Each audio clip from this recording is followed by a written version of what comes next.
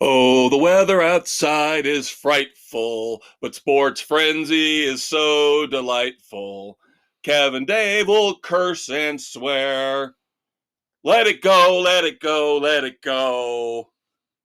It's too damn early for Christmas music, damn it. You walked in the door and you heard me listening to Christmas And music. I said it's too damn early for Christmas music. He's a conquistador, Dave Height. He's the maestro, Kevin Crane. Glad to have you aboard as always here on this extravaganza we call Sports Frenzy 2.0, taping November the 16th, 2022. This will hit tomorrow morning, Thursday, the 17th. Winter storm warnings, slick roads, disasters, cats and dogs mating.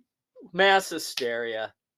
You know, up in the northern Midwest regions, it's November. It's going to snow. But everybody acts like the world is coming to an end anytime the white stuff flies. It's the media. It's the media. It doesn't matter if it's sports media, entertainment media, the weather. It doesn't matter if it's local or national. Panic. Controversy. Nora O'Donnell, millions of people are in the path of a winter storm heading across the country with frigid temperatures coming their way. Potential heavy snowfall and power outages. Yeah. And I literally heard today, no joke, I had to rewind and do a double take. Buffalo playing the Browns this weekend. 6 feet of snow coming to Buffalo. 6 feet of snow in mid-November already? That seems a little bit much. If you get the temperature dropped with the wind coming straight across Lake Erie with the lake effect band. Well, let's consider that, right there. Kids, your fantasy football tip of the week. Don't play anybody for the Bills or the Browns. That being said, we're starting off, as always, with the NFL. Interesting week 10. Good week for your Dolphins.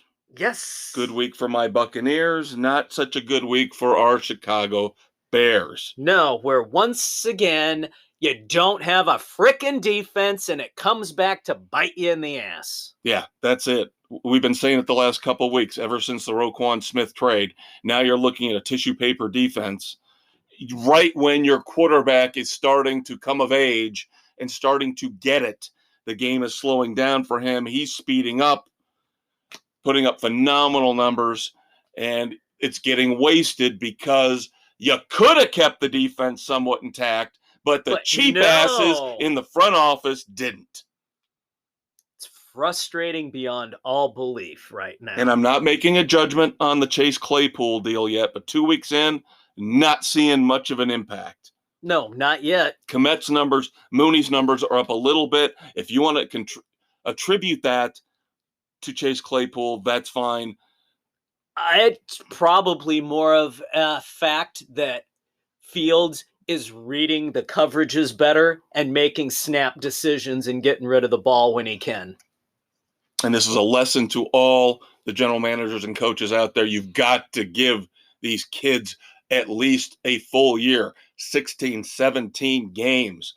Minimum. Where they start before you can start evaluating. Saying for sure they're a bust or they're going to be the next great thing. Let's 2 full years as a starter is what these guys should be getting. And sit the first year. Yeah, sit the first year and then 2 seasons as a starter before you make a rash decision. And keep some damn stability in the coaching staff and the schemes that they're running. Now, of course, we're not going to review our picks yet. But, of course, the one person who took the Lions last week was the elder statesman, the lone Lions fan of our group. Boy, that hurt. That really hurt. 31-30 final again, as Dave said. Lack of defense was the real sole reason. Fields makes one mistake, and they can't recover from it because they basically are in a situation now where they have got to score points every time they've got the ball. Yeah, if they do not get points on a drive, they're pretty much hosed. Yeah, they've already played the Texans, so, every other team in the NFL has some semblance of an offense. Yeah, so it's going to be tough going forward. Once again, Justin Fields, I'm getting him and Josh Allen mixed up. We're getting him in a minute. 147 yards rushing, 2 TDs. And that's coming off his record-setting rushing performance last week. So, 2 rushing TDs and, again, 2 passing TDs. So, really, it's coming together for him. And you mentioned Josh Allen. What in the holy hell is going on with the Bills? Well, you wonder about, number one, the elbow. Yeah, but even though he looked good relatively until the end, then he started making the dumbass mistakes. But the vaunted Bills defense that completely blew it in the second half, letting the Vikings come back on them. Yep, and then that ridiculous goal line fumble. My God. You had to execute one play to win the game after the goal line stand. All you had to do was hold on to the ball and dive forward.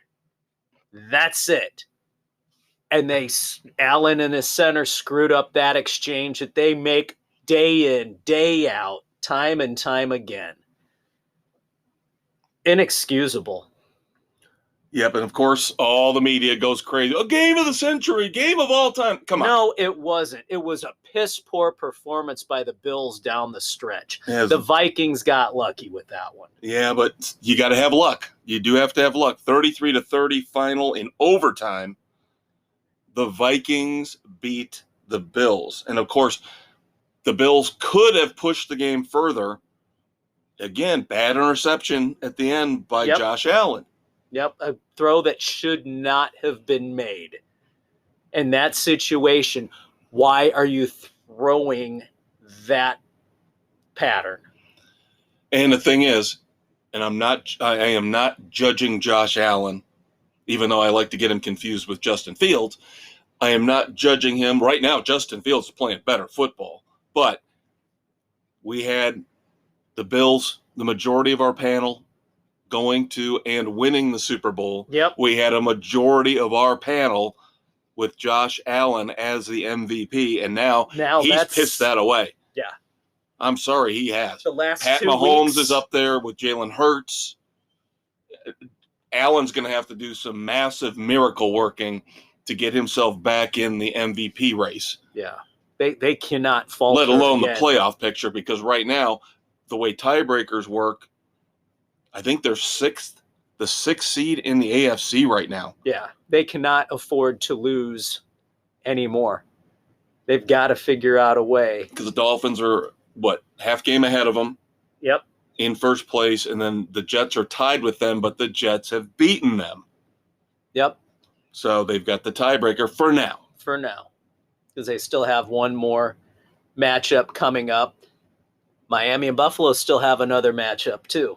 Yep. So we'll see how this all sorts out. But again, very interesting now that the darlings, the preseason darlings, are stumbling a bit. Big time. Speaking of your Dolphins, now 7-3 after an impressive win against the Cleveland Browns, 39-17. Yep, the defense actually showed up. Kind of impressive. I'm surprised that defense isn't playing better, considering now you got Bradley Chubb. You've still got Xavier Howard, one of the top, if not the top cornerbacks in the league. I have no idea what their defensive coordinator is doing. Looking at some of the coverages he's got him in, you got to scratch your head. They don't blitz when they should. I don't get it. Well, at least you've got a team that's putting up 30, 40 points a game. So you're going to win the majority. We can get into a shootout. Right. And we will be fine. Yep. Protect Tua. At all costs. A year or two ago, who would have thought we'd be saying that? I know. Scary. And he's in the MVP race too. Don't count him out. Despite the fact he missed a couple games, it showed actually those How missed important games. he was to the team. Yes, exactly. Yeah, they lost the game he went out. Yeah, he's still 7-0 as a starter. Yeah. So they lost the game that he went out in, and then they lost the next two when he wasn't in the lineup at all. So, yep. Yeah, definitely has to be considered. And as I thought, the Buccaneers are starting to creep back in. Thankfully, the NFC South is a dumpster fire. Yeah, that's not a good division. But they're back to 500 at 5-5 after holding off Seattle in Munich 21-16. One of those wonderful, glorious 9:30 a.m. games that I love so much. God, I love that. Nothing better than the alarm going off at 9:15, popping some coffee in the microwave, and kick off Boom. at 9:30. Now, of course, Tom Brady's got other problems we're going to talk about a little later. No, we're not talking about Giselle and her taekwondo instructor, whatever that crap is. But whatever. At least that albatross is now off his neck, that whole pending divorce. It's settled. It's final. It's over. He's not distracted. And I think I'm not trying to make a bold proclamation here or touch the money. But again, looking at that division, the Bucs, if they go 9-8, should be able to win that division easily. God, that's scary. Now, as I mentioned, the game was in Munich, Germany. By all accounts, the fans in Germany were into the game big time. I mean, those of us who watched it, they were singing Sweet Caroline. They were singing Country Roads, Take Me Home. Oh, my God. And they were into it, man. They, by all accounts, as opposed to maybe a little bit more tepid reception that we've been getting in England. Well, how long have we been playing over there now, too? Right. But definitely seems like an enthusiastic response in Germany. And, of course, Roger Goodell, being the whore that he is. France and Spain are on the horizon. Yeah, great. Roger, just bend over, pull the pants down, and let Jerry Jones, let Rover take over. Jesus, God, man. At some point, as the commissioner, don't you have to uphold the integrity of the game? And these talks about an international overseas division. That's absolutely asinine. That can't happen. And I don't want to hear overseas Super Bowl. No. Oh, hell no. I'm about done with this pandering and catering to other countries. Kudos to Munich for turning out. The rumors were, unsubstantiated, I don't know if I believe them, 3 million ticket requests for this game. Really? 3 million? They said it sold out in 5 minutes. Must have been somebody other than Ticketmaster selling those tickets. No kidding, because it didn't crash. Yeah. We'll get to that on the weekend edition. We've got that coming up for you kids. That's what we call in the business a teaser. That's right. Oh, God. In other news in the NFL, of course, Monday Night Football. I actually watched this game, and I'm glad I did. I'll tell you what. The Eagles lose their first game. Kudos. I gave Ron Rivera a whole bunch of crap in the offseason because of his PC pandering and throwing Jack Del Rio under the bus. This had to be one of the, if not the greatest game plans of the year. They dominated the Eagles. First down, first down, first down. Time of possession doubled. Yeah, they had their 40 minutes to 20, Commanders versus Eagles. Now, there were, turnovers involved. There was the quote-unquote worst missed call of all time. Again, overreaction by the media. Everything is the worst, the best, the whatever. Dallas Goedert, face mask causing a fumble. They cannot review the face mask. They verify the fumble. This whole review, what can and cannot be reviewed, is absolute crap. And I don't think there's an easy answer. I really don't. I mean, if it's a penalty that caused the fumble, you cannot allow the fumble to have happened. It's got to be negated. I mean, that's the end of the play, just like the guy's knee hitting the ground. It's a definitive, it happens. Right.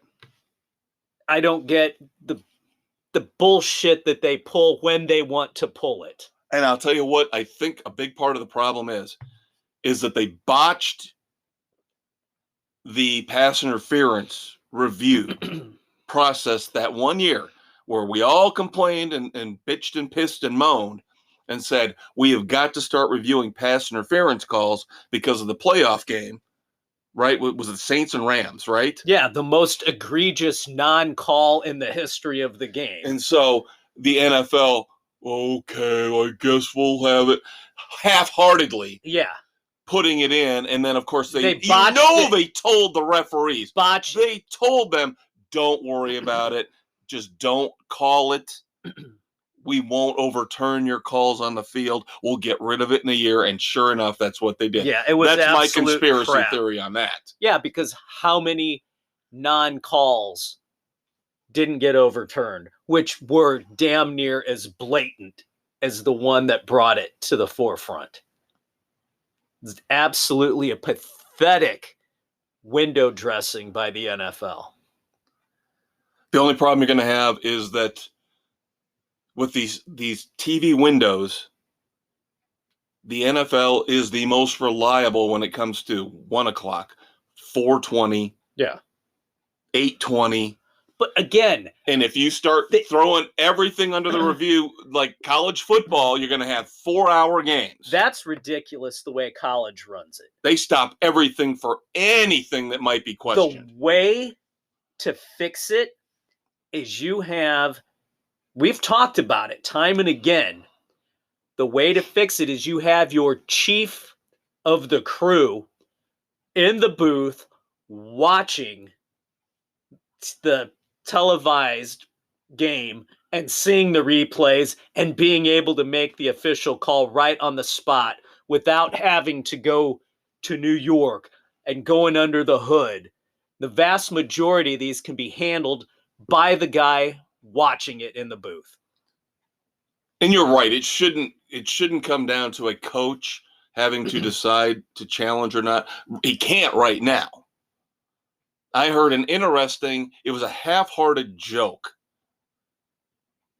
after that Monday Night Football game on Yahoo Sports where they were talking about, and I went back and forth on it. I was like, no. Well, maybe. No. A black flag. You give each coach one black flag call. That means no matter what the penalty is that's perceived to have happened, pass interference, face mask, targeting, you can throw the black flag. It does not impact your timeouts. It does not impact anything other than that's your last ditch, one time only black flag to throw out there and say, I think there was a face mask. I think there was pass interference. You need to review it. You're not stopping the game 5, 6, 7 times. Yeah. One time each coach. Again, I went back and forth on it. Parts of the theory behind it appeal to me. Let's put it that way. Yeah. Well, yeah. It'd be intriguing because on Detroit's final touchdown, there was a massive holding that they committed that was not and called. Holding is going to be the one thing that's going to screw up everything. Because we all know holding happens on every play. The most blatant one is when the defender is by the offensive lineman and he's being pulled backwards. Right. Which is what happened on that play. How that is not thrown is beyond me. I mean, Well, there are the again- little things where you're caught up Right. inside. Okay, fine, I get that. But when it is so out and out blatant that it impacts the play, that it's ignored. Yeah. And again, holding is going to be the one that will botch up everything here because it happens on every play. And get rid of the Theoretically, damn if you threw ineligible this- downfield call. If you threw this black flag and said, oh, I thought there was holding just at the end of a game, just to stop momentum. And of course, you can, oh, yeah, some guy in there was holding, some guy. You know they're going to find one. Yeah. You know they're going to find it. The illegal man downfield. They've been calling that a lineman lot this blocking. year, too. The lineman who is blocking. Get rid of that. That is the biggest frickin' waste. They have been calling that a lot this year, too. I have noticed that. It is insane. Now, you and I believe we disagree on this. Maybe I'm jumping to conclusions. I am happy that Jeff Saturday and the Colts won. I think it's absolutely brilliant. All right, good. I was hoping. am happy for Saturday with all the crap. Bill Cowher can go sit on his own Bill dick. Cowher lost his mind over this, and thankfully there are people like you and me. Mad Dog was out there ripping on him. People have got to realize sometimes you got to think outside the box. Oh, I have to promote one of my coordinators. No, you don't. If you don't like any of the coordinators, if you're the owner, it's your team. If you don't like the coordinators enough to promote one, then what's the problem with bringing in a guy like Jeff?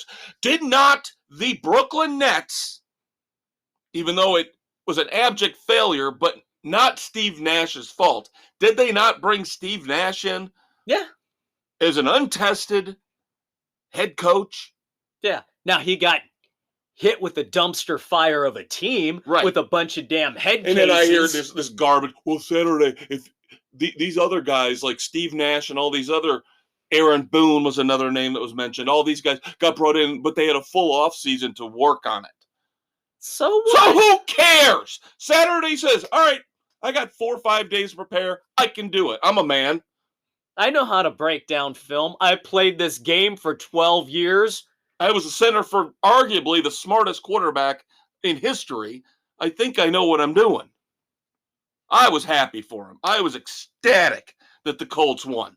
Yep. And, oh yeah, who was it over? The overrated Josh McDaniel. And that was the thing that made it even sweeter. The holy grail of offensive coordinators.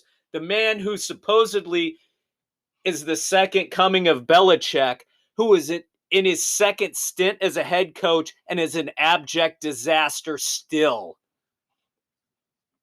I just hope, I'm not saying I don't expect him to go on an undefeated run or anything like that. Now, number one, I did notice, and I was thinking about it when Thursday's rolling around, Friday's rolling around, is Matt Ryan going to be the quarterback again? Are they going to stick him with Sam Ehlinger?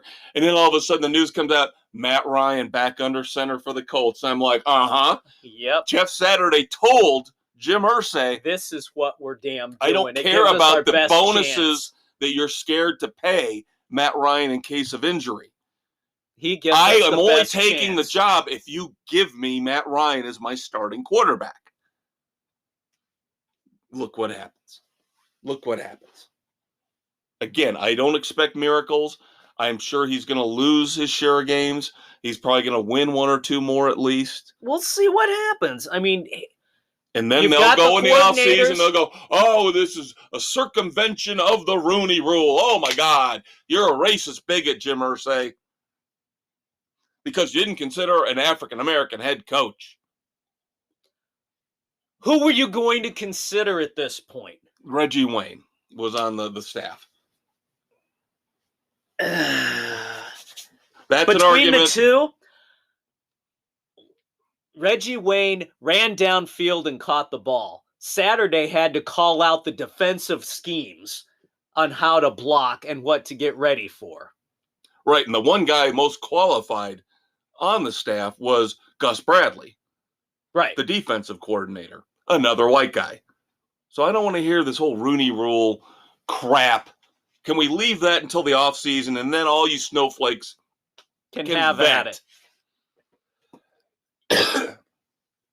Ugh. Bad news for your fantasy team. Bad news for the Rams, who are in free fall. Cooper Kupp having ankle surgery. Going to be out 4 to 6 weeks minimum. Ouch. That team made a deal with the devil.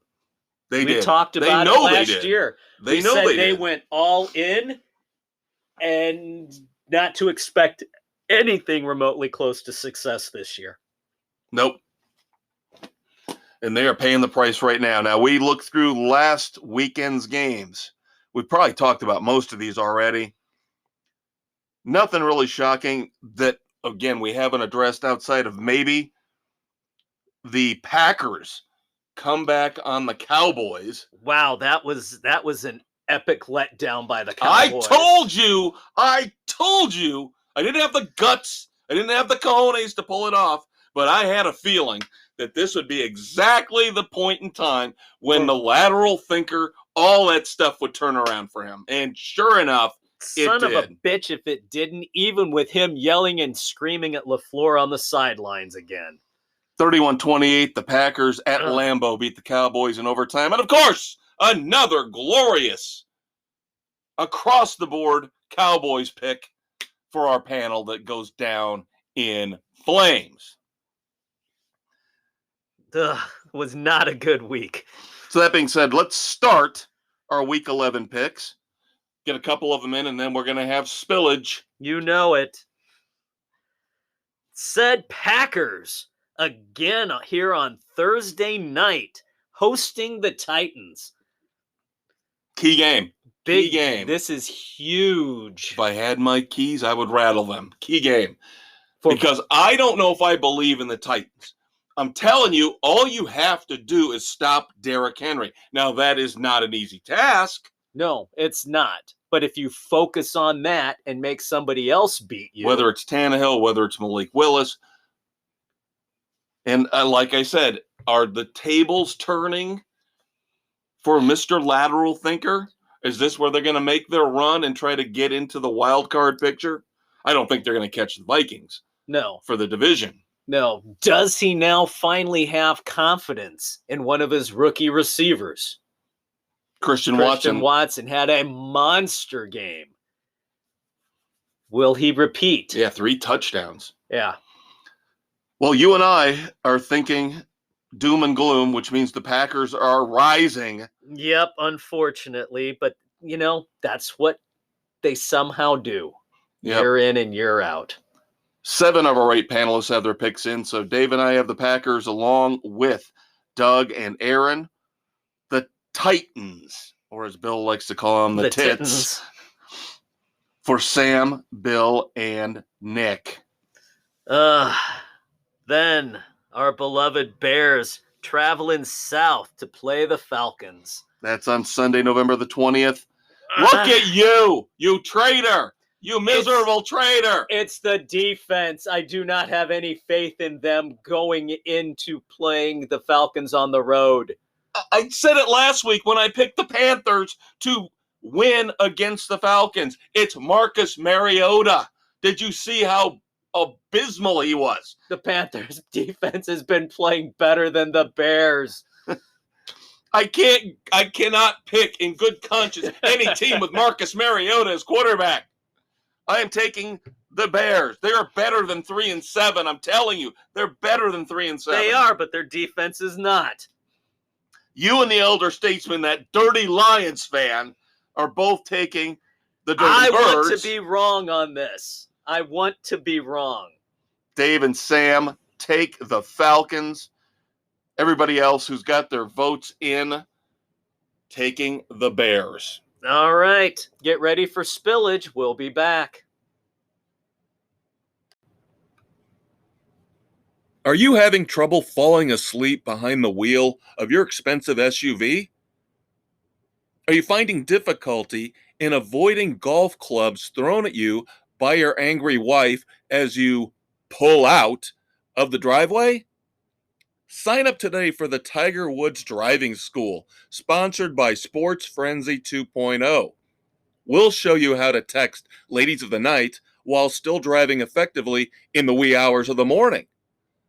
We'll also teach you how to ditch a suspicious backpack when you end up driving into a ditch. Check out Sports Frenzy 2.0 on Spotify, Google, Radio Public, Pocket Casts, wherever you listen to your favorite podcasts, for updates on our latest classes, including how to curse and swear in front of uptight golf fans and their children and still be adored by millions. The Tiger Woods Driving School. It's great. All right, kids, it's time for Spillage on Sports Frenzy 2.0. Here, recording November 16th, dropping Thursday, November 17th, 2022. I'm the Conquistador, Dave Height. I'm the maestro, Kevin Crane. And here we are again on Spotify, Anchor, Google, Radio Public, Pocket Cast, Amazon, Audible, Apple, Overcast, CastBox, and Stitcher! As we said, it's spillage time for the NFL as we recap our predictions for the upcoming week. Yep, we had a couple games in at the end of last segment, so Dave and I will now finish off the rest of the games coming up this Sunday and Monday. Jets at the Patriots. Interesting This game. This is very intriguing. Both teams above 500. Yep. By the way, we should note that right now, the AFC East and the NFC East are both 500 or better, all 8 teams. After the Commanders winning Monday night. Yeah, they're all over 500. And we thought it was going to be the West. We thought the West, the AFC and the NFC West were going to be strong. Yeah. Nope. It turns out it's the East. Go figure. More parity. Specifically, the Giants and the New York Jets. Yes. So, Jets flying into New England to play the Patriots. What's the weather going to be like there after we heard the horror stories about Buffalo? Yeah. Whatever. You got to play the game. I like the way the Jets defense is playing right now. Their offense is gelling. I still don't trust Zach Wilson, but even losing Breece Hall, the young stud, rookie running back, they brought in Robinson from Jacksonville. They still had Carter. They've got good young receivers. And it's Matt Patricia calling the shots for New England. And Mac Jones has regressed big time this year. I don't trust him. This is going to be a low scoring game. I could see this a 10-7, 13-10 type of game. But right now, I think out of the 4 units that we're going to care about here, offense, defense on both sides, I trust the Jets defense the most. I like the Jets defense as well. That's why I'm joining you taking the Jets along with Nick and Doug, the Patriots, for Sam, Bill, and Aaron. Rams at the Saints. Now, we ripped on the Rams last segment. We talked about the fact that they are a hot mess. They sold their souls. Cooper Kupp is on IR. Allen Robinson hasn't done anything as they brought him in to be the new Odell Beckham Jr. Stafford's been in and out with the concussion. Yeah, he's not no expected running to game play whatsoever. Cam Akers, arguably the biggest fantasy bust of the year. Big time. God, the Rams are such a mess, but the Saints are not in any better shape. And the news that we just got a couple hours ago, that they decided after mulling a change at quarterback, nope, the Saints are going to be stubborn and stick with Andy Dalton. That being said, even if Dalton, which we know he will Dalton himself once or twice. Yeah. What do the Rams have now without Cooper Kupp? Tyler Higbee? I mean, come on. They don't use Robinson. Robinson, they have shown no inclination to throw to him whatsoever. Right. I just don't see any way that the Rams are going to put up enough points against a decent, not as great as they used to be, decent Saints defense at home. I've got to go with the Saints. As do I, Sam, and Bill. The Rams for Nick, Doug, and Aaron. Moving on. The upstart Commanders, after their big upset, are now going down to Houston to take on the Texans. Now, of course, when I made the slate of picks, I assumed, and of course we know, what happens when you assume. I assumed the Commanders were going to lose and lose fairly badly, and they end up winning. So now this seems like an easier pick. It does. Than it should have been. Yeah, the Commanders are finding a little bit of swagger here after that one. And they made the right call at quarterback. As they said, Carson Wentz isn't ready yet. Carson Wentz isn't ready yet. Nope, we're going to stick with Tyler Heineke. Yep. And Heineke's not perfect. He makes mistakes, but he brings more energy. More consistent. Yeah, he brings more energy. Seems like he's got a little more football savvy. Yeah, at this point he's than not Carson playing Wentz. like a deer in the headlights like Wentz has been. Right. But we do have one holdout. Out of the 7 picks we have in, 6 for the Commanders, but Nick taking the Texans. I would have thought it would have been Doug. You rip on Doug every week. You are so mean to him. Leave the governor alone. He's usually on his own island. He's 1 game away from falling into last place in the picks, too. Here we go, the trash game of the week. Oh if we could have a dumpster fire game of the week, this would be it. We would award a dumpster with a butane flame to the loser of this game. In my younger days, when I was rebellious, I lit a dumpster on fire once. Nice. If I had a picture of that, it would be attached to this game. We just alluded to the fact that the AFC West was supposed to be one of the, if not the strongest divisions coming into the year with all the players come in. Russell Wilson, Devontae Adams. And now look at this. The Raiders and the Broncos. 3 of the worst coaches in the league in this division, turns out. Yes, you do. Andy Reid's just sitting back and laughing as he shoves a cheeseburger down his gullet. And McDaniels. They have shown they do not belong as NFL head coaches. They have taken playoff contending teams and have driven them to the abyss. I couldn't have said it better myself, my friend. And I can't believe I'm starting to hear people now backing off on Justin Herbert, saying, maybe he's not as good as we all thought he was. Give him a coach! Give him a goddamn coach! Who can make a frickin' decision that's actually intelligent. And they're still in the playoff hunt, even with Staley. Despite. 4th and 7? Let's go for it! Yeah! Idiot. But we're talking about the other 2 teams. Yeah, the other 2 morons in the said division. Las Vegas Raiders go in to Mile High Stadium, or whatever the hell the corporate sponsor is for it now. It'll always be Mile High in my heart. That's right. To play the Broncos, Nathaniel Hackett, the underachieving Russell Wilson. Oh, God. I can't trust the Raiders anymore. I've tried and I've tried. Burned ourselves too many times picking the Raiders, thinking this is the week they're coming out of it. This is the week they're coming out of it. They lost to the frickin' Colts.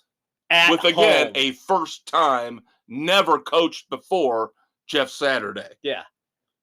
At home makes it even worse. And now they're going on the road. The emotions shown by the Raiders players. Derek Carr was crying. He's so damn pissed and upset with the bullshit. To me, and what the other players have said, McDaniels has lost that locker room. The sad thing is, they're going to get rid of Derek Carr before they get rid of McDaniels. Yeah, Mark Davis, for some reason, thinks McDaniels is doing a fine job. He's lost that locker room. Yeah, they're not going anywhere. I still think, even though they traded Bradley Chubb, I still think the Broncos have enough talent.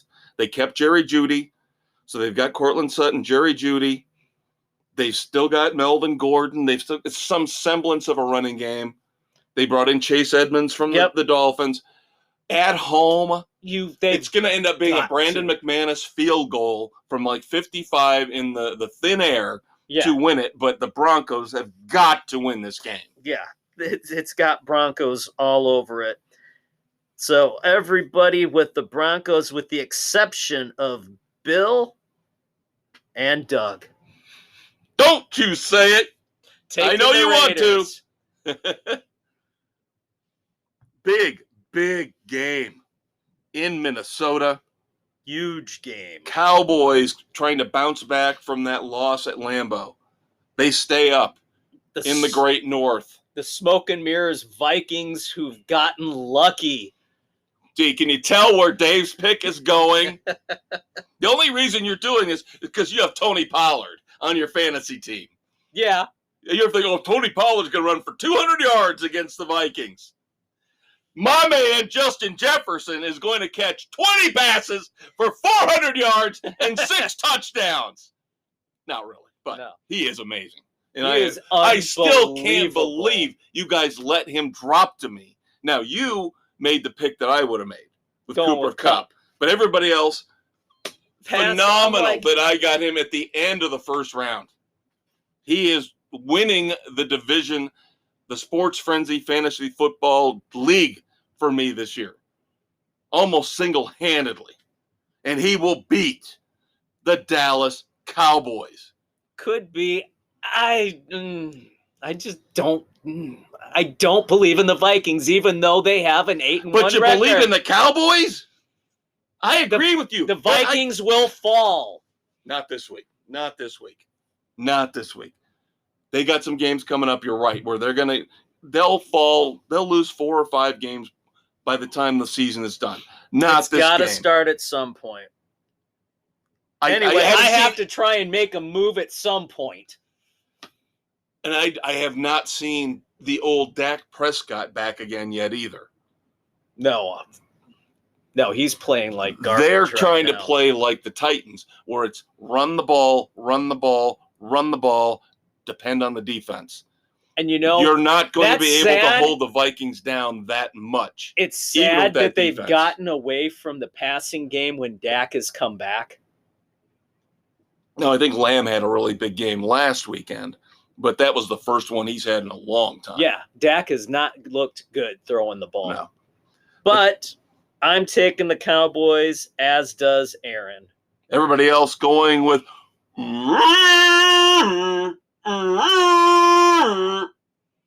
mighty Minnesota Vikings. I can't believe I did that, considering they are a division fucking rival to the Bears. There you go. I'll take them any day over the Packers, though. God, yeah. I have to agree there. Now, unfortunately, the last 3 games, I put them on the slate because they're rivalry games in division, but they're really not hard picks. No. Bengals at the Steelers, across the board Bengals. I'm telling you what. I'm going to do the same thing I did last week. Hedge bets that I wouldn't be surprised if the Steelers Because remember, the Steelers in week 1 in Cincinnati were all over Joe Burrow. All over him. Steelers won that game with Mitch Trubisky. And the one person who's back now for that defense, Mr. Watt. TJ Watt is back. He will make Burrow's life a living, breathing hell, but I think they've still got enough. Kenny Pickett will make a rookie mistake. Yeah. That will cost him the game. There you go.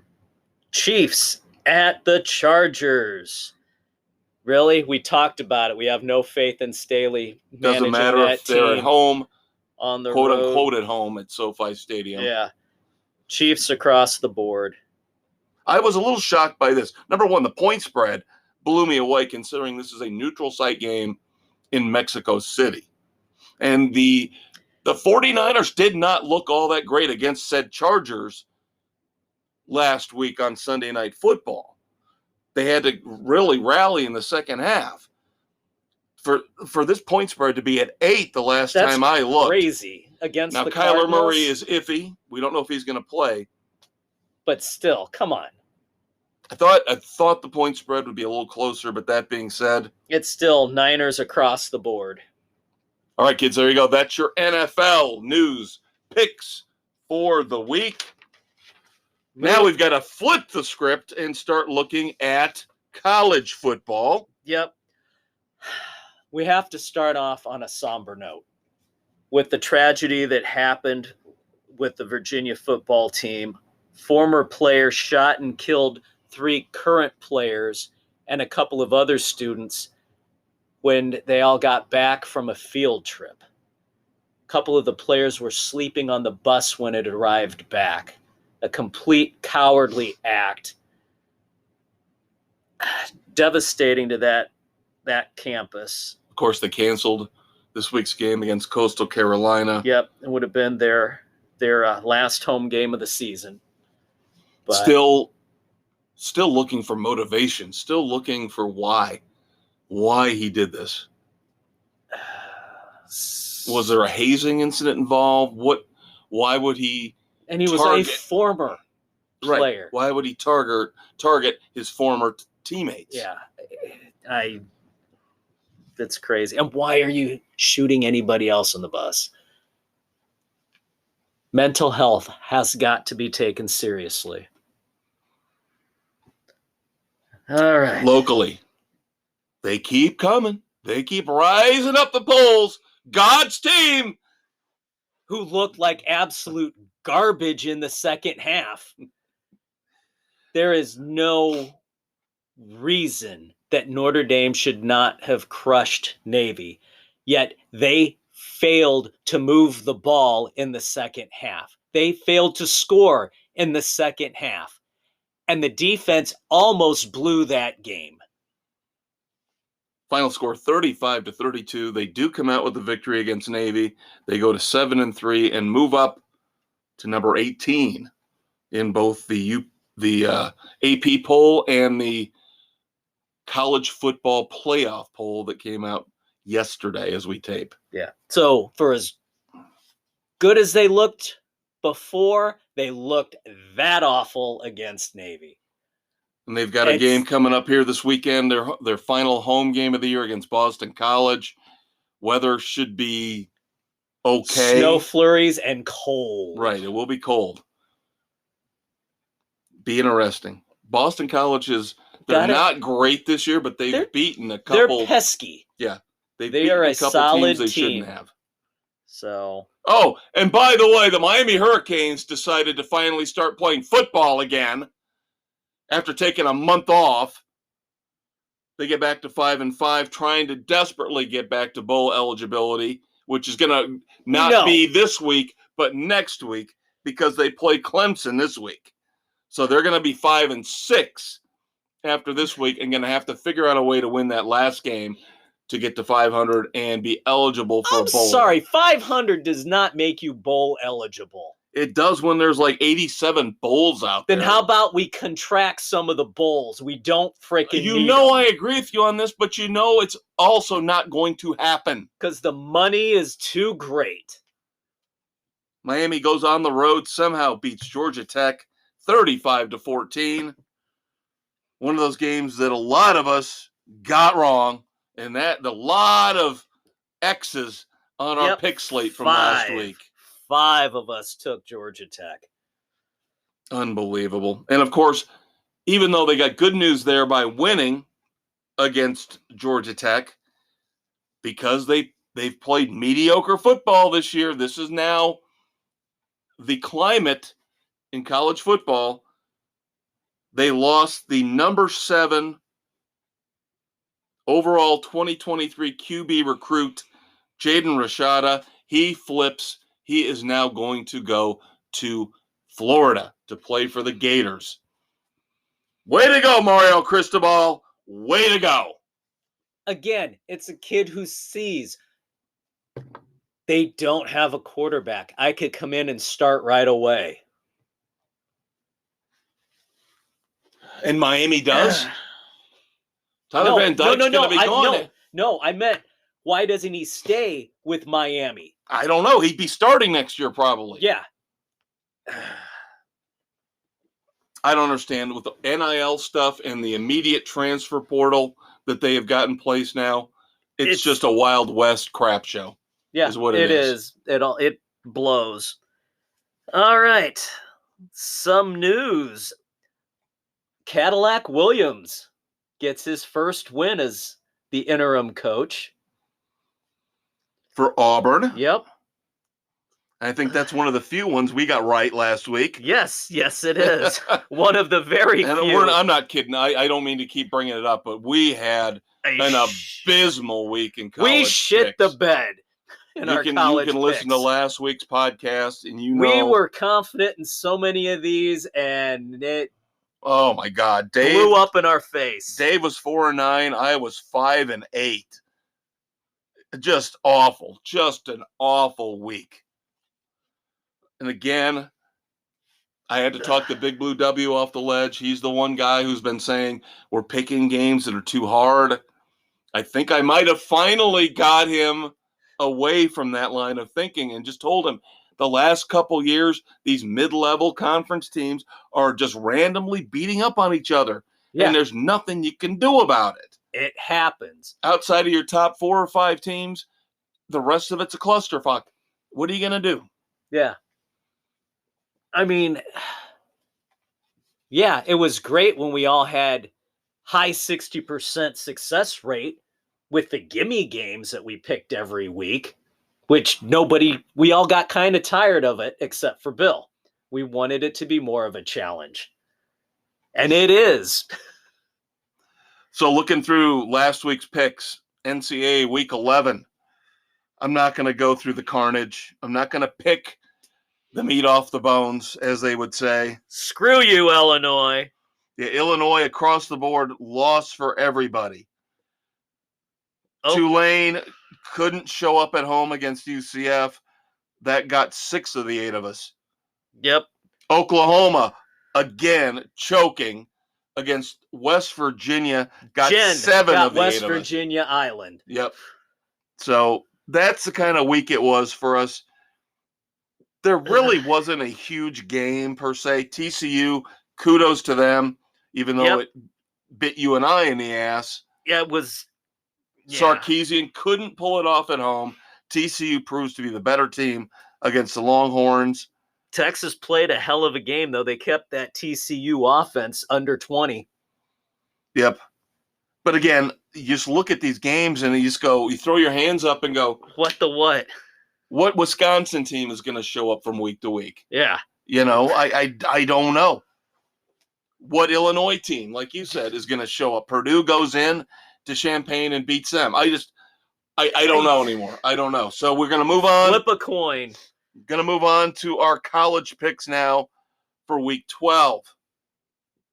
Starting off Thursday night, November the 17th, SMU at number 21, Tulane. Despite the hiccup, I'm sticking with the Green Wave at home. I just love SMU's offense. That shootout they had with Houston a couple weeks ago. Yeah.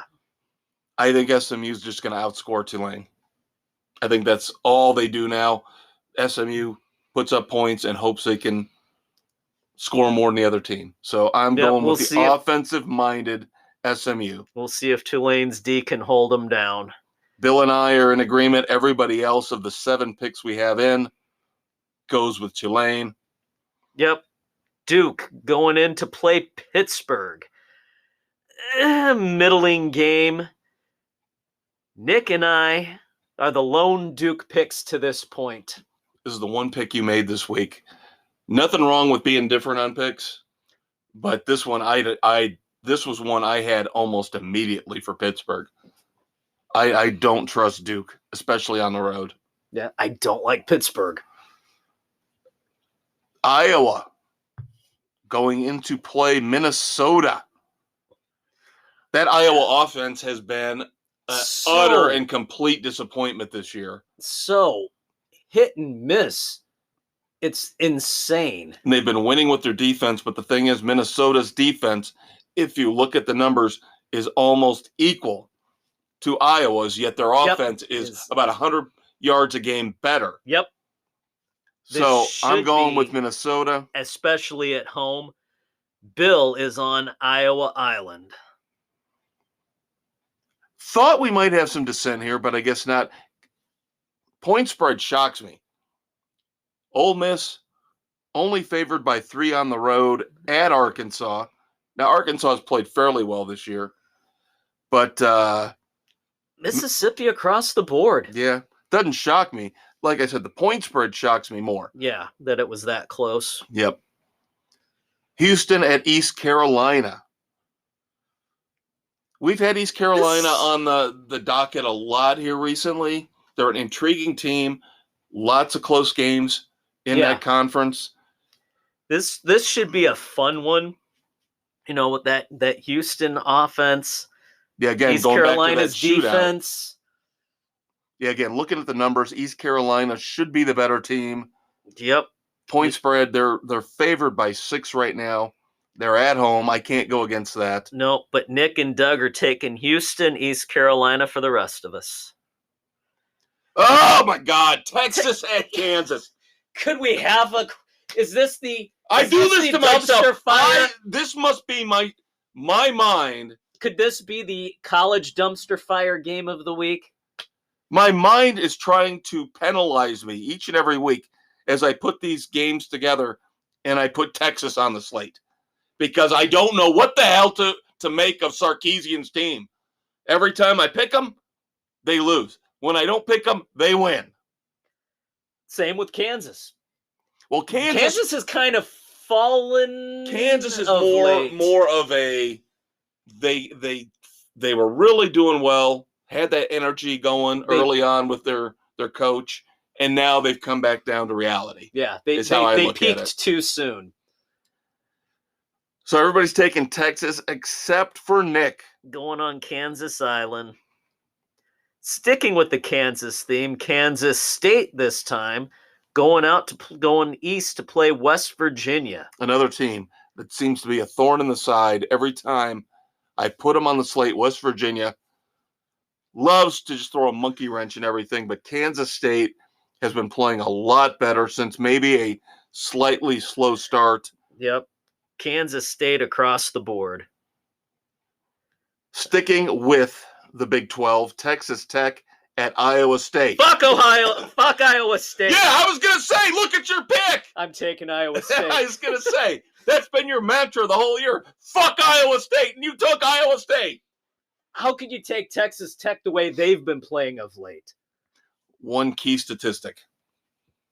Texas Tech winless on the road this year. That's why I took Iowa State. You've got the big offense in Texas Tech, the big defense in Iowa State.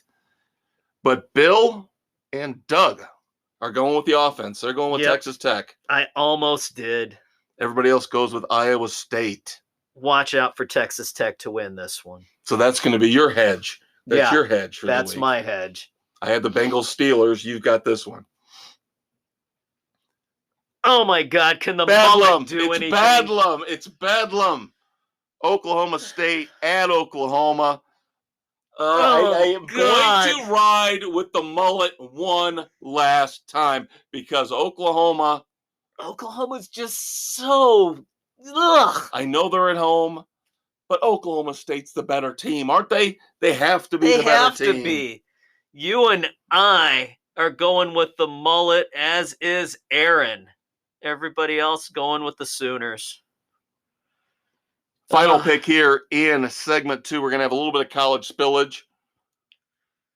Number 4, TCU at Baylor. Another one where I was shocked by the point spread. Only 3 points. I know. In favor of TCU, considering how Baylor was terrible last week. I would have taken Baylor if they would have shown up last week. 31-3 at home. Lost to Kansas State. Yeah, if Baylor would have done anything in that game, I probably would have taken Which, of course, we all thought they would, except for Nick and Doug were the only ones to take Kansas State. Yeah. Another terrible pick by our panel. So this week, let TCU ride across the board. Yep. All right, kids, that's going to do it for segment 2. Yes, college football spillover. Couple more picks to go. Then we're going to move on to baseball awards, some NASCAR news. Little bit of hockey, little bit of this and that. Whatever we come up with. We still got more live golf news. Oh, God. Who's the child? Who's the adult in the room? Yeah, we'll get to that. I think you and I will be simpatico on that one. Dave and I will be right back. Please go enjoy an adult beverage while you get a quick promo and we take a break. Feeling mildly fatigued? Need a day off even if you just took one a few days ago? Make $30 million a year but just don't want to work for it? You need to join the NBA Load Management Club right now. When they're not napping or texting, guest lecturers Anthony Davis and Kyrie Irving will describe foolproof ways to earn tens of thousands of dollars by not doing anything.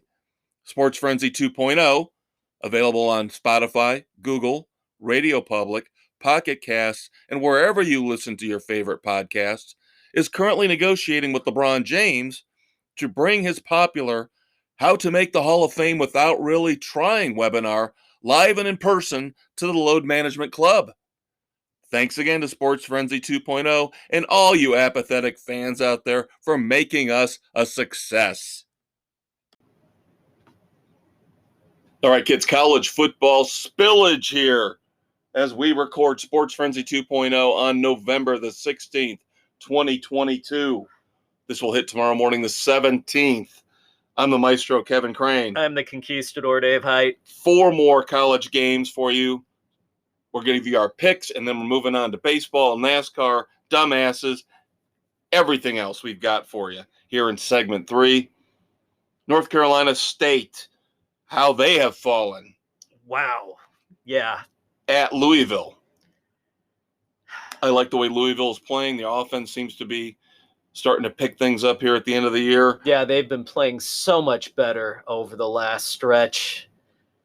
Louisville across the board, except for Doug taking North Carolina State. Now, this one was the hardest game for me to pick, bar none, this week. Number 7, USC. At number 16, UCLA. Of course, we use the AP rankings. This is another hedge. Well, yeah, this is an easy hedge. This is a tough game to call. So tough. Here's my thing. Number 1, go ahead and say it. Yeah, I know you want to say it. Everybody picks USC, but Doug. The negatives when it comes to picking USC. Star running back out for the year. Positives for picking USC. UCLA just lost to Arizona at home. Yes. Chip Kelly is starting to act like Chip Kelly again. Chip Kelly is known to do well until the pressure starts to mount. And the pressure is mounting. The other thing, remember about 3 weeks ago, 3 weeks ago, when I made a pick based on all the geniuses on CBS Sports Network's college football show. The one that came back to bite you in the ass. Yeah, all 4 of them took a team, and I went with them, and that team ended up losing. All 4 of them pick UCLA this week. Well, there you go. It's UCLA. No way in hell do I trust them ever again. It's USC. Take it to the bank. If you have a gambling problem, call 1-800-GAMBLER. San Jose State at Utah State, one of those West Coast games from the smaller conferences we like to throw in there. San Jose State let me down last week. That's why I don't trust them. They're a no-trust team. They're no trust. Coming back. I'm giving them one more shot here. I am going with Utah State. They've been playing well as of late. Nick is with me. Everybody else, including the Conquistador, going with San Jose State. Then finally, another huge game in the Pac-12 to wrap up our college football slate for the week. Number 10, Utah at number 12, Oregon. Of course, Oregon just lost out on their chance to get into the college football playoff, losing to Washington. Yeah. That being said, at home, I think the Ducks bounce back. It's going to be a close game. These are the really, Pac-12 has the two best games of the week, bar none. They do. USC, UCLA, and now Utah and Oregon. Oregon at home. Yep. But there's dissension. Bill, Doug, and Aaron go with the Utes. Yep. Everybody else, the other four picks, including Dave and I, that are in right now, take the Ducks. All right. There you go. All right. Moving on to baseball. It's awards week, kids. And we've got the first three announced. Cy Young Awards were just announced here as we were taping our first couple segments. Unanimous, both AL and NL. Yes, that does not happen very often. AL, of course, as expected, it went to now 3-time Cy Young Award winner Justin Verlander. And in the National League, the Marlins ace, Sandy Alcantara.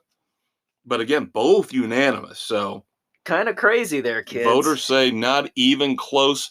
Mr. Bitter over here to my right, of course, doesn't like it because Dylan Cease. Nope, finishes second to Verlander.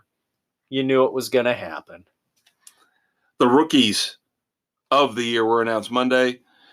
Again, kind of no-brainers. Julio Rodriguez of the Mariners. Yep. Michael Harris II of the Braves. Let me tell you this about the Braves, though.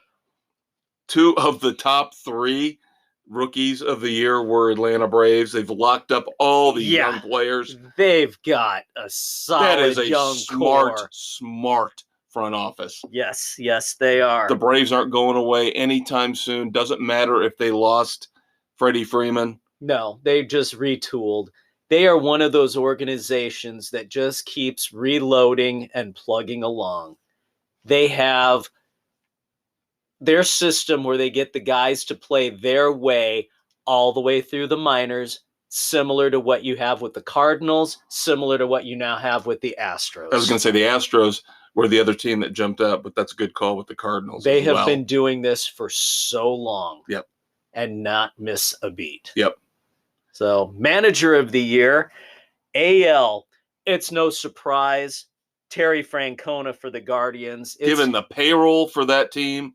Yep. And how far they went in the playoffs. Yeah. Let alone getting to the playoffs. Yeah, getting there. And with that young team, his 3rd award.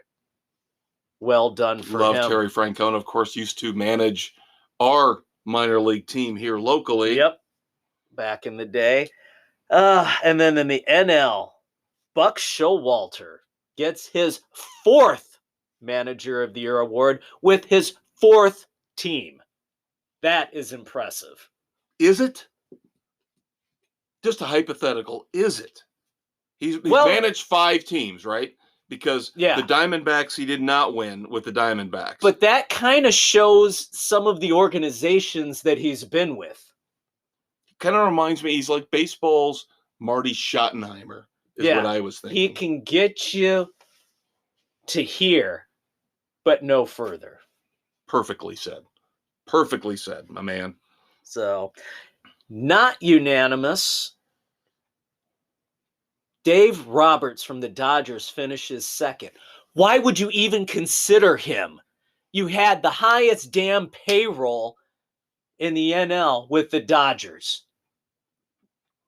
100+ wins. That's great. Roberts can never take you very far. He got you, 1 World Series in the whole time he's been there. That was the COVID year, right? Yeah. Yeah.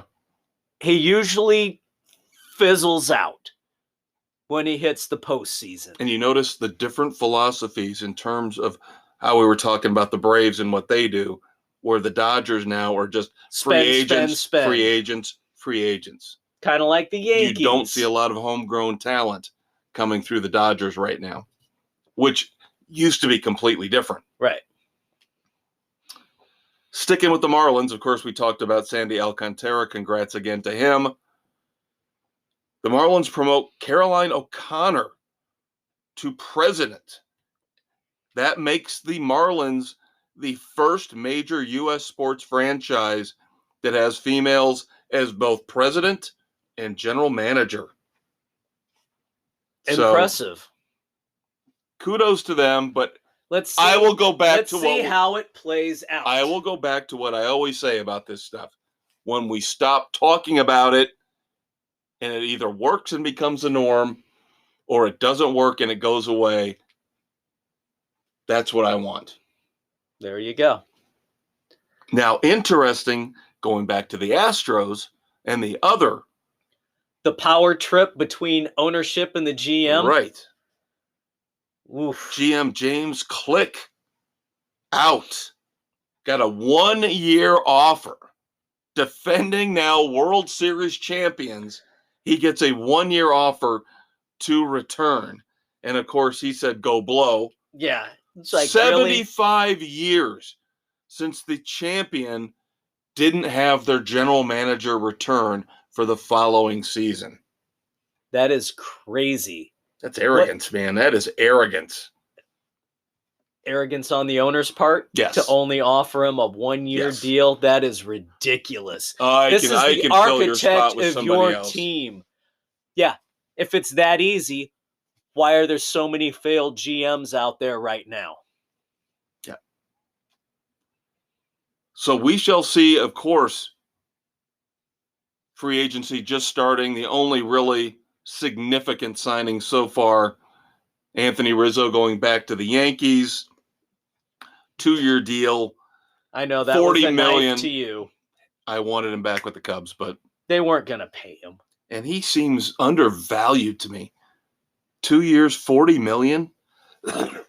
Well, he's getting up there. He's got the third-year option. He's got the back issue. Right. If he takes 30-year option, that'll bump it up to $51 million. But still, it's $17 million a year. I know, it's a bargain. And the Cubs can't afford it. Cubs can afford Aaron Judge, Justin Verlander, and still have money left over to buy all the people in the bleachers a beer. Don't forget Correa. And Correa. And Trey Turner. Yeah, let me spend the money. I'll do a better goddamn job than what they got right now. And I think Jed Hoyer, I like Jed Hoyer a lot, and I think he's suffering. I think he is just suffering under the thumb of the Ricketts. Because I know they're telling him, you can't spend any money. Shut your mouth. You can't spend any money. Yep. Now, how much is that coming back from what could be considered wasted payroll with bad contracts given out by Theo? Yeah, they finally officially released Jason Hayward this week. But, of course, we're still on the hook for his final year. Yeah. So there was a lot of bad contracts given out, which probably has Ricketts a little gun-shy about shelling out any more major deals. I still blame Ricketts more than I blame Theo. Sometimes you just got to go for it. That's why you and I have disagreements about Ryan Pace. I still think Pace was a good GM. He went for it. Sometimes it worked. Sometimes it didn't. And now all of a sudden the new regime just says, oh, let's take all the dead cap money from all those signings and not do anything. Who drafted Roquan Smith? Pace. And they let him go. Who drafted Leonard Floyd?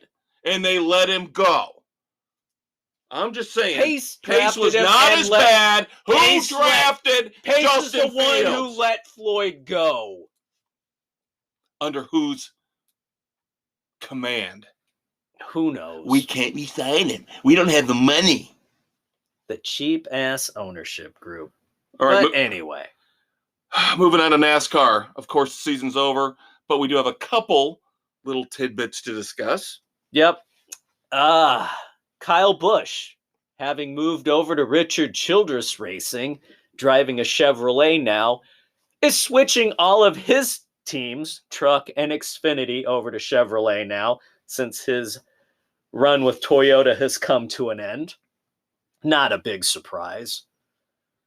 And then, as expected, the move at Joe Gibbs Racing to fulfill that spot that he vacated is going to be your Xfinity Series champion, Ty Gibbs. But he'll be driving the number 54, not the number 18, which is going to be mothballed for now. Yep. Gibbs plans to bring it back at some point, but Ty has been driving the 54 in Xfinity, so they're bringing that along. Now with Stuart Haas racing, Ryan Preece has now officially been bumped up from substitute part-time driver in the Cup Series. He will take over, and the number 41 will be full-time next year. And I got to believe this is all because of Eric Almirola's backtracking on his retirement. Yeah. And the guy that ends up paying the price for it is Cole Custer. Custer will be dropping down to Xfinity. We'll stay with Stuart Haas, though. Yep. And then, wow, it's just so much fun. The Rose Bowl Parade. NASCAR's 75th anniversary, they're going to have a float. Whoop-de-doo. Does anybody in NASCAR management understand that the people that watch the Rose Bowl Parade don't give two shits about NASCAR's 75th anniversary? This better be one cool-ass float. Otherwise, it's just a hellacious waste of time and money. Exactly. Now we have to move on to who's the child and who's the adult.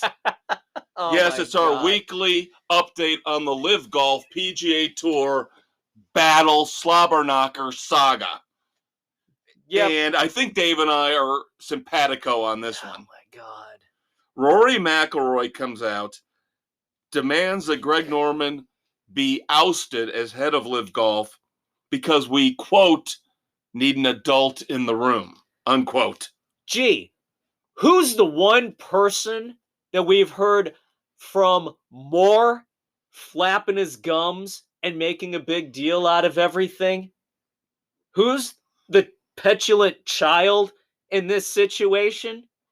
I believe that would be Mr. McIlroy.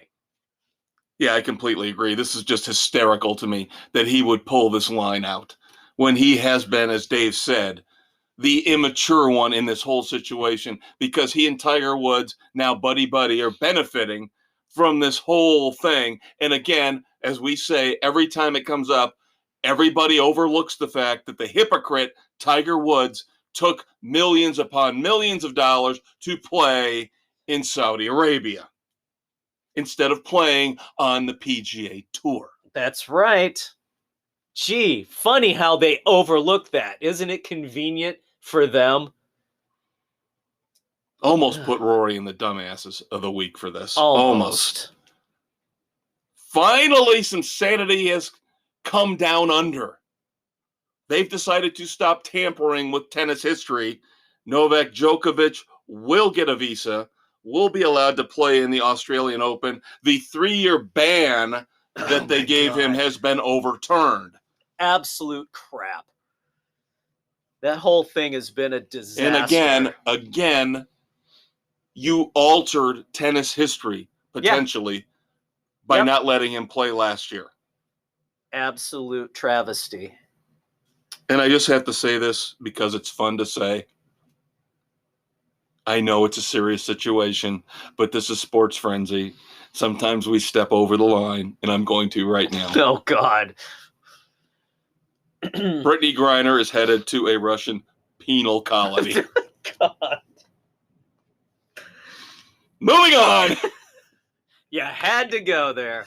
Let's talk about NBA here real quick. Some fun stuff. Some not so fun stuff, really. Lawsuits. Our Kyrie Irving update. I have to admit, I could have put this on the weekend edition, but it was good to see some Hollywood dipshit celebrities actually stand up here, send an open letter to Amazon and Barnes & Noble. Now, you and I don't like censorship, but sometimes something can be so hateful and so hurtful that it needs to They said, you guys need to consider, as retailers, pulling this film and this book that Kyrie Irving referenced in his tweet that set the NBA world ablaze a couple weeks ago. Yeah. No pun intended. I'm sorry for that unfortunate use of words.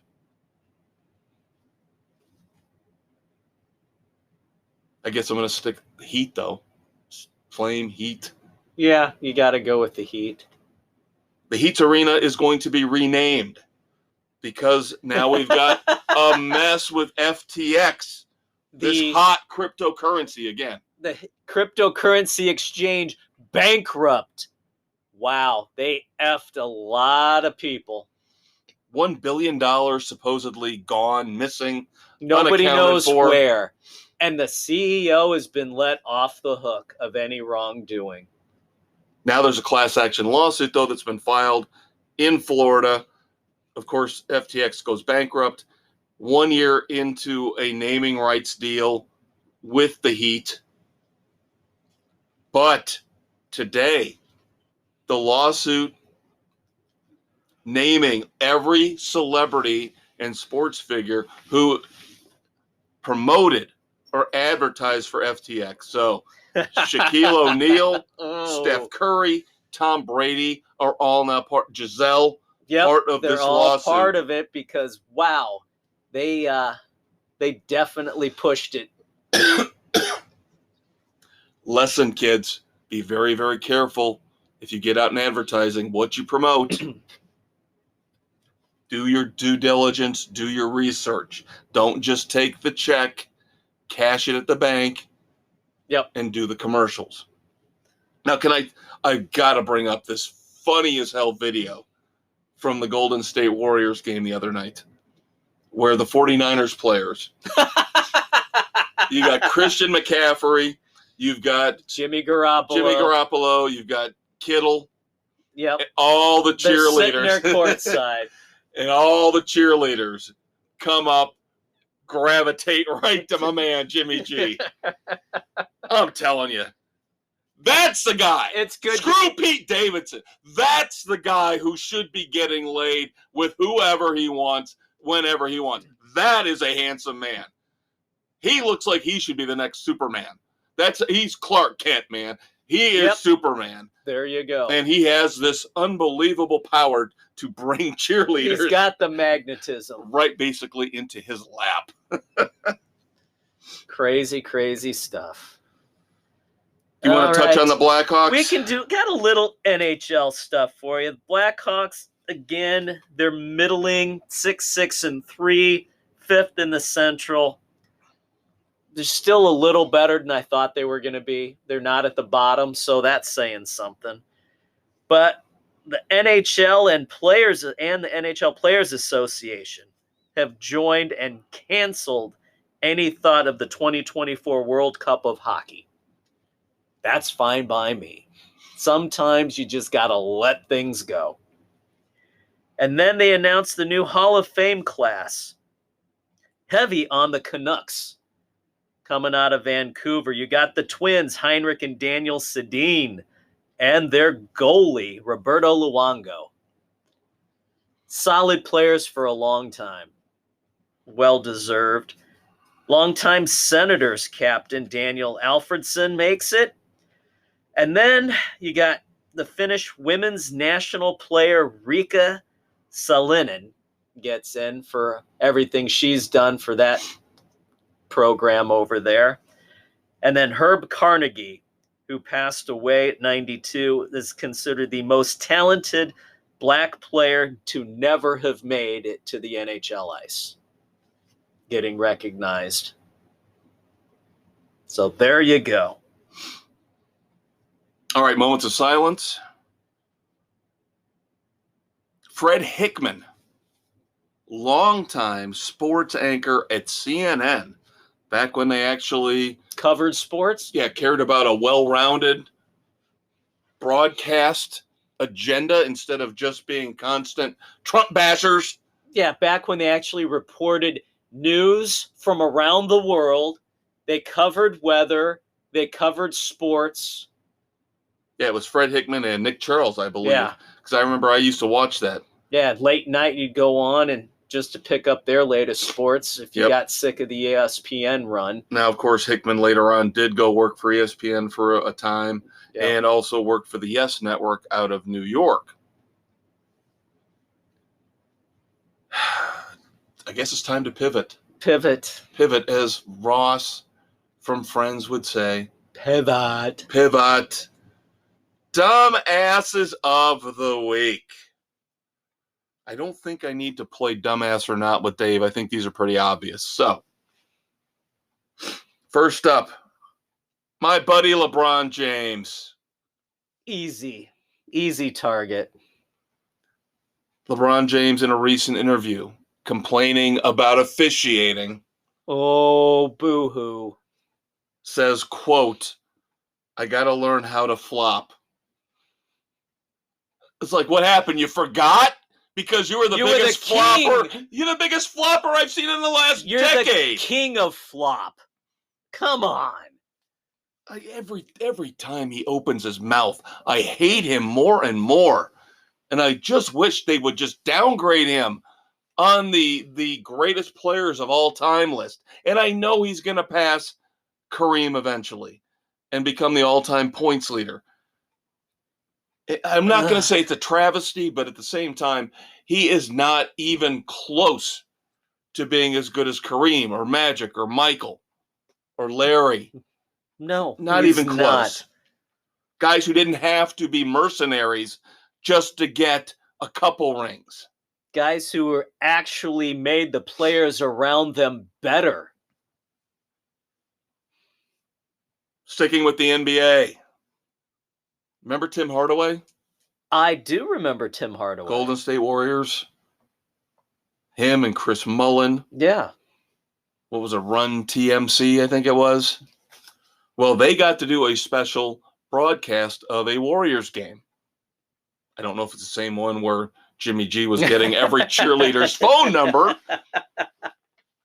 But Tim Hardaway pretty much showed that he will never get a job in broadcasting. Believe the call was bad. On a Draymond Green steal. He basically said, I don't know why you guys think that's defense. Here's the quote. I thought that was just raping them, unquote. Yep.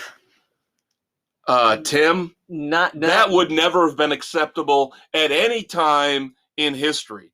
Dave and I talk about how things have changed and some of the things that happened in the past or were said in the past, we look at a little bit harshly. Never acceptable. Never acceptable. Never acceptable. Tim Hardaway, you're a dumbass. Baker Mayfield. Finally going to get back. Baker. Finally going to get back into a starting role here this weekend with the Panthers because PJ Walker's hurt. But here's a good way to make sure that Sam Darnold is going to get in the game as the Panthers celebrate at the end of their Thursday night victory against the Falcons.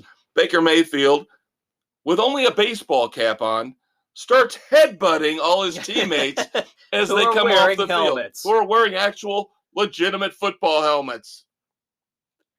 And Baker Mayfield wonders how his NFL career has crashed and burned. Do you not remember Gus Frerotte headbutting the wall and fracturing his neck? Unbelievable, isn't it? Well, and Gus Frerotte was a one-time thing, an impulsive thing. Still stupid beyond belief. Nominee for dumbass of all time. But okay, maybe after you do it the first time, Baker should have realized, maybe I shouldn't be doing this. He did it over and over and over again. Brain damaged. The definition of insanity is doing the same stupid shit over and over and over again, right? Yep. And not realizing it's stupid. Finally. We got a couple minutes left to discuss this. Mike Pereira. Oh my God. One of those talking head officials now who took the money and went in the booth. Caught on camera when he didn't think he was on camera, doing a little bit of an obscene tongue gesture to someone off camera. And it's been analyzed, it's been looked at, it's been broken down. Nobody can figure out what the hell he was doing other than making an obscene gesture to somebody off camera, most likely a woman. This was You not can't just assume that anymore. Okay, if we're going to go there, that's fine. I've actually heard people try to well, maybe his wife was there and she was the one that was off camera. Doubtful. Let's put it this way, kid. It's an unprofessional move in a professional setting. Let's regardless if you're on camera put it or this not. way. It was a move that suggested cunnilingus. And not the character on SNL, played by Christopher Walken. This is something... Oh, no, wait, that was analingus. You don't go ask the mouth! No, Mike, looked... What was the old Ozzy Osbourne song? He likes to go, in the bush, in the bush, in the bush. Gonna make some woman very happy with that move, if he could actually do it off camera in the bedroom. That's it. I got nothing left. We're done. Check out the weekend edition dropping Saturday morning. Drop us a line. Yeah, we got reviews of Bruce Springsteen. We've got reviews of Don't Worry, Darling. We've got reviews of Titans. 3rd episode of season 4. Check it out. Yep. Good stuff, kids. We'll see you next week.